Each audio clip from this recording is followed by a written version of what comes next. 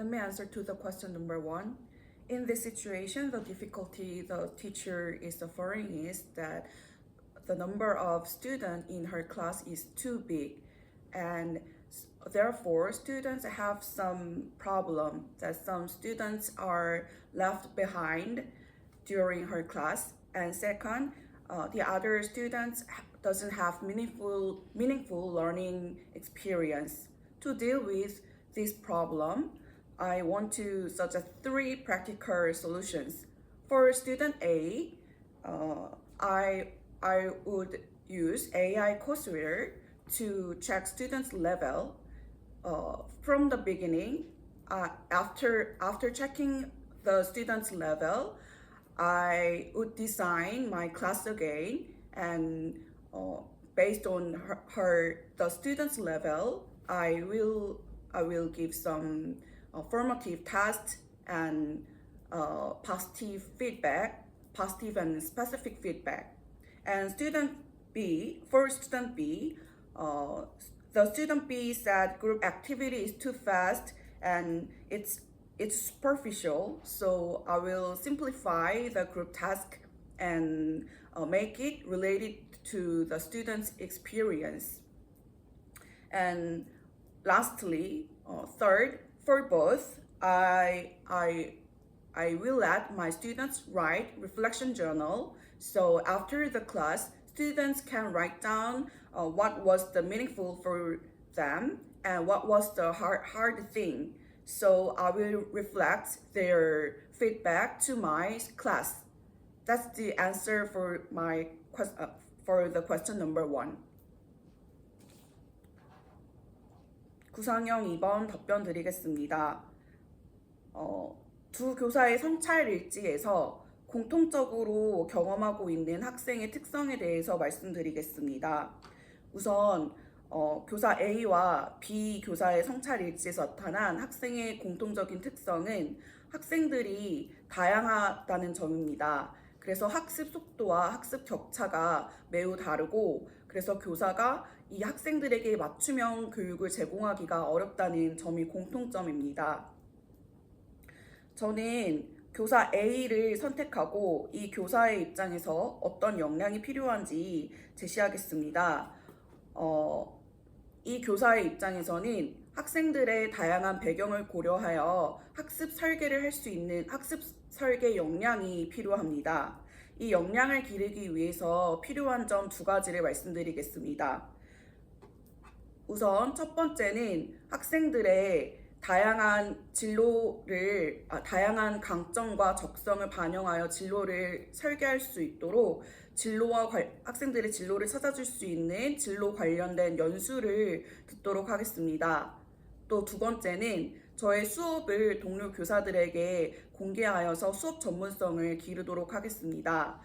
이렇게 하기 위해서 전문적 학습 공동체와 같은 활동에도 참여하도록 하겠습니다. 이상입니다.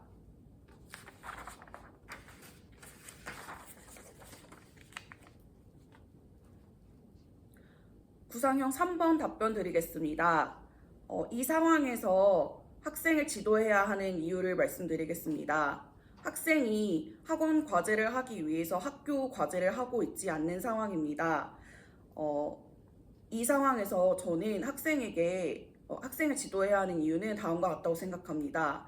우선 학생이 학교 과제를 하지 않게 된다면 학교 과제는 학교 생활의 아주 중요한 일부 중에 하나이기 때문에 학교 생활 전반적으로 무력해지고 학교 생활에서의 태도, 학습 태도, 전반적인 활동과 태도 등이 안 좋아질 수가 있습니다. 이는 학교 생활에 대한 부적응으로 이어질 수 있기 때문에 이 학생을 꼭 지도해야 한다라고 생각합니다. 교사가 적용할 수 있는 구체적인 지도 방안을 말씀드리겠습니다. 우선 첫 번째로 학교의 과제가 시험과 연관이 되지 않는다라고 학생이 필요성의 의문을 제기하고 있습니다. 그렇기 때문에 그렇지 않다라는 점을 설득하겠습니다. 학교에서 제시하는 과제는 대부분 수행평가인 경우가 많을 텐데 수행평가는 학교 성적에도 분명히 반영이 됩니다. 그리고 2번째로 학생이 두 가지 과제, 학원 과제와 학교 과제를 모두 수행하는 것이 어렵다고 말하고 있습니다.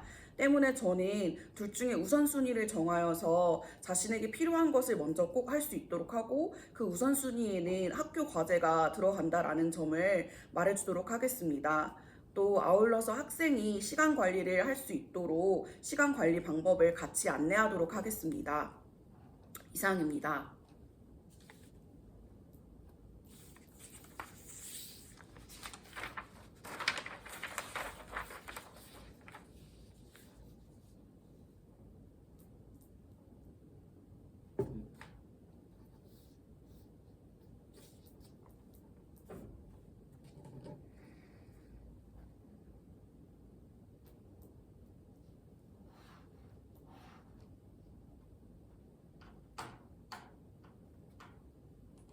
즉답형 잠시 생각해 보겠습니다.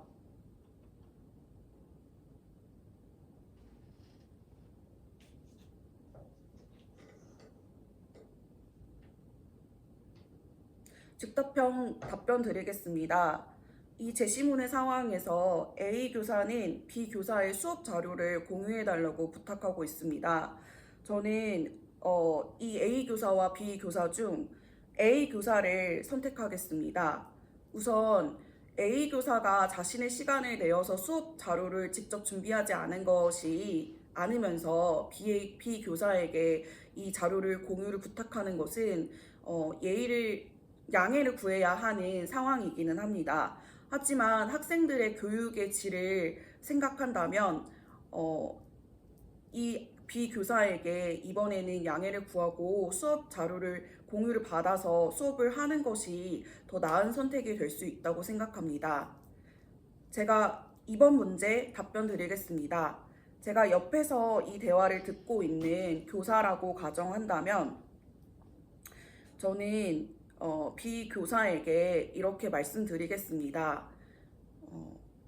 학생들의 교육의 질을 고려해서 수업 자료를 이번에는 수업 자료를 공유해드리는 것이 좋을 것 같다고 말씀드리겠습니다.